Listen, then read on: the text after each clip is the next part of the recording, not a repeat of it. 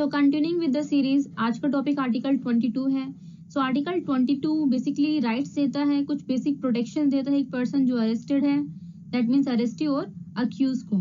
सो हम आर्टिकल 22 को दो पार्ट्स में कवर करेंगे। फर्स्ट पार्ट में हम राइट्स को कवर करेंगे, प्रोटेक्शंस को कवर करेंगे, एंड सेकंड पार्ट में हम कवर करेंगे प्रिवेंटिव डिटेंशंस को। So there will be 2 videos on article 22।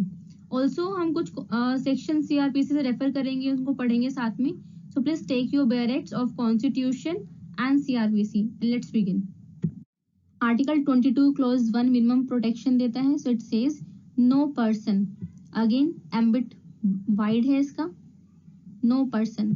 हमने पहले ही डिफरेंशिएट किया है कि पर्सन और सिटीजन में डिफरेंस क्या होता है। जब हम सिटीजन बोलते हैं उसका काफी नैरो एम्बिट होता है, जब हम पर्सन बोलते हैं तो वाइड एम्बिट होता है, and it includes everybody. So no person who is arrested shall be detained in custody without being informed as soon as may be the grounds of such arrest, nor shall he be denied the right to consult and to be defended by a legal practitioner of his choice.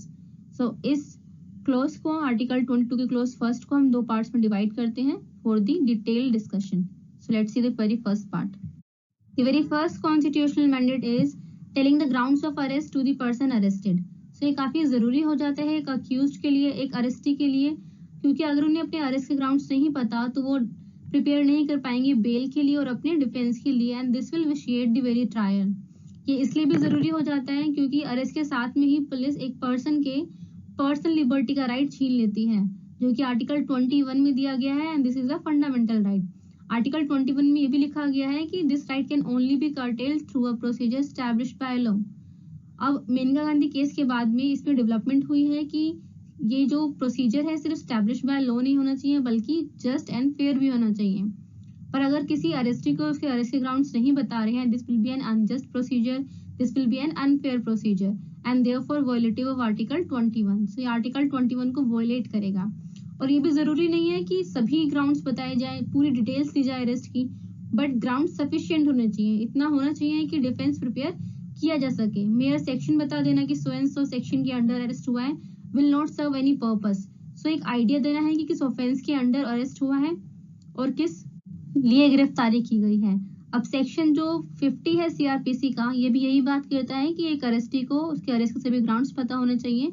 Plus ये एक बात और add करता है कि अगर जो offence commit हुआ है वो बेलेबल ऑफेंस है, तो उसको ये भी बताना है साथ में कि आपके पास बेल एज अ राइट है, आपके पास राइट है बेल मांगने का, क्योंकि बेलेबल ऑफेंस में जो बेल है वो एज अ राइट डिमांड कर सकते हैं अक्यूज्ड और अरेस्टी. सेकेंड है right to consult a lawyer and to be dependent by him. तो यहाँ पर अरेस्टी के पास ये राइट है कि वो अपने पसंद के किसी भी लीगल प्रैक्टिशनर से कंसल्ट कर सकता है, और यहाँ से ही पावर डिराइव करता है सीआरपीसी का सेक्शन 303 बात करता है कि एक पर्सन जो अरेस्टेड है वो अपने पसंद के किसी भी लीगल प्रैक्टिशनर के साथ में कंसल्ट कर सकता है, और उन केसेस में जहां पर अगर इंडिजेंट है पर्सन, अरेस्टेड जो पर्सन है वो इंडिजेंट है, पुअर है, उसके पास इतने सोर्सेज नहीं है कि वो एक लीगल प्रैक्टिशनर को एंगेज कर सके, तो लीगल प्रैक्टिशनर जो है अंडर सेक्शन 304 प्रोवाइड किया जाएगा अरेस्टी को on the expenses of state. So state provide करेगा लीगल प्रैक्टिशनर अरेस्टी को, और इसके लिए जितने भी एक्सपेंसेस है वो भी स्टेट ही उठाएगा. एंड ये बेस्ड है एक कॉन्सेप्ट पे जिसे कहते हैं हम free legal aid. Free legal aid concept है. अगर इसको ढंग से समझना है, अच्छे से पूरा समझना है, तो इसके लिए जो बेस्ट केसेस हैं these are Hussainara Khatoon versus state of Bihar and Khatri versus state of Bihar. So ये दो केसेस काफी इंपॉर्टेंट केसेस है अगर फ्री लीगल एड को समझना है. So this is the second right. Article 22 close 2 बात करता है कि एवरी पर्सन जिसे अरेस्ट किया गया है एंड डिटेन्ड है, दोनों कंडीशन साथ में फुलफिल होना चाहिए, arrested plus detained in the custody shall be produce. तो उसको प्रोड्यूस करना है नियरेस्ट मजिस्ट्रेट के सामने विद इन कितने टाइम के अंदर, विद इन 24 आवर्स. और ये 24 आवर्स का जो टाइम है इसे एम्फसाइज किया गया है, ये टाइम एक्सटेंड नहीं होना चाहिए. और इसमें से कौन सा टाइम एक्सक्लूड किया गया है, तो जर्नी ट्रैवलिंग का टाइम हटाकर 24 आवर्स का टाइम एक्सटेंड नहीं होना चाहिए. और ऐसी कभी कंडीशन हो सकती है कि इसमें 24 आवर का टाइम एक्सटेंड करना पड़े, तो ये सिर्फ पॉसिबल है under section 167 with the permission of magistrate. तो मजिस्ट्रेट की परमिशन के साथ में ये टाइम एक्सटेंड हो सकता है. अब इसका रीजन क्या है, क्यों 24 आवर्स का टाइम कैप लगा रखा है. ये इसलिए क्योंकि जो अरेस्ट है वो पुलिस करती है, तो ये एग्जीक्यूटिव एक्ट है। यहाँ पर अभी तक कोई भी जुडिशरी ने इंटरफेरेंस नहीं की है, तो किसी को नहीं पता है कि जो अरेस्ट है वो वैलिड है या फिर इनवैलिड है, कोई रिवेंज एक्ट तो नहीं। तो इसीलिए यहाँ पर मजिस्ट्रेट जुडिशियल माइंड अप्लाई करते हैं, चेक करते हैं कि रीजन क्या है अरेस्ट का, इसलिए 24 आवर का जो है यहाँ पर कैप लगाया हुआ है। और ये 24 आवर की जो कैप है ये दोनों केसेस में है, चाहे अरेस्ट विद वारंट हो और विदाउट वारंट हो। अगर सेक्शन 57 के अंडर सीआरपीसी सेक्शन 57 के अंडर अगर अरेस्ट विदाउट वारंट है तब भी ये कंडीशन एप्लीकेबल है।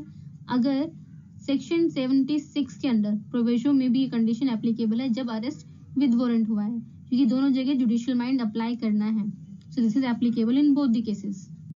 आर्टिकल 22 क्लोज 3 कुछ ऐसे केसेस की बात करता है जहां पर क्लोज 1 एंड क्लोज 2 का प्रोटेक्शन एप्लीकेबल नहीं है। तो ये जो प्रोटेक्शन है ये एप्लीकेबल नहीं है to the enemy aliens and under preventive detention law. तो प्रिवेंटिव डिटेंशन लॉज को हम सेकंड वीडियो में कवर करेंगे। And here I complete my first part of the video. If you want to read more about arrest, you can read DK Basu case where the guidelines were given. You can also refer to Arnesh Kumar case. So I complete my first part here. I hope you understood the topic well. I end my video here. Thank you so much for watching it.